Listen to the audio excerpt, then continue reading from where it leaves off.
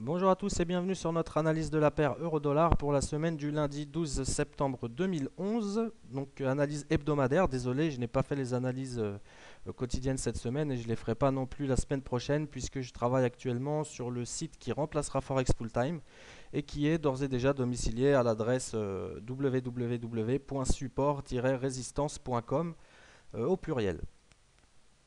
Donc vous retrouverez les analyses quotidiennes à partir du lundi 19 septembre sur ce site et je serai très heureux de vous y accueillir. Concernant l'euro-dollar et son analyse, on se rappelle de notre range 1,40-1,45 avec une zone intermédiaire à 1,4250. Zone qui n'a très clairement pas fait son travail de support la semaine dernière, puisqu'on l'a franchi sans sourciller. Et donc nous, c'était vraiment pour moi un aveu de faiblesse du marché.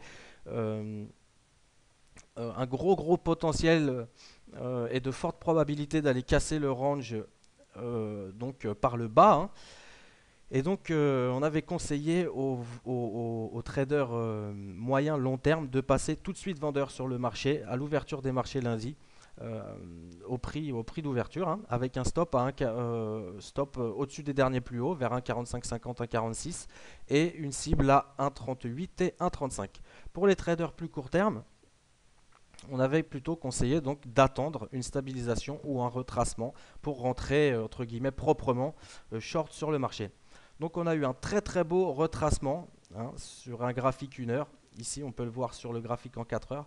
Très beau retracement avec une entrée vraiment très propre, hein, sur le graphique 1 heure ici à 1,4150. Donc nous on est rentré à 1,4145 pour renforcer nos positions.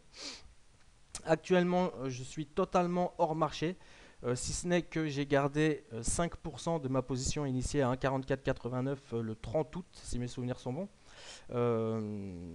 Hormis ça, j'ai clôturé toutes mes positions à la fermeture, hein, donc vendredi. Et maintenant, très clairement, d'un point de vue moyen terme, même si on a encore un peu de potentiel pour baisser, hein, euh, je vais attendre une zone de range, un petit range de quelques jours éventuellement, ou un pullback, un retracement vers la zone des 1,3850, 1,40 pour renforcer mes positions short à moyen terme. Suivant la règle de la balançoire, on avait donc un range 1,40 à 45, 500 pips d'amplitude. On le casse sous les 1,40, donc à 500 pips d'amplitude, ça nous fait une cible à 1,35. Donc la zone des 1,35, par sécurité, on peut prendre ses profits à 1,3550 éventuellement, mais ça correspond vraiment aux cibles proposées la semaine dernière dans l'analyse.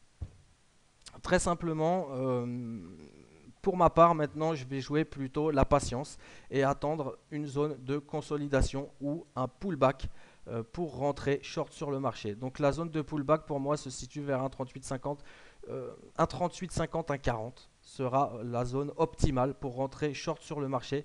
Donc avec une cible sous les derniers plus bas, hein. Je ne peux pas vous dire à combien on va s'arrêter, hein, pour le moment.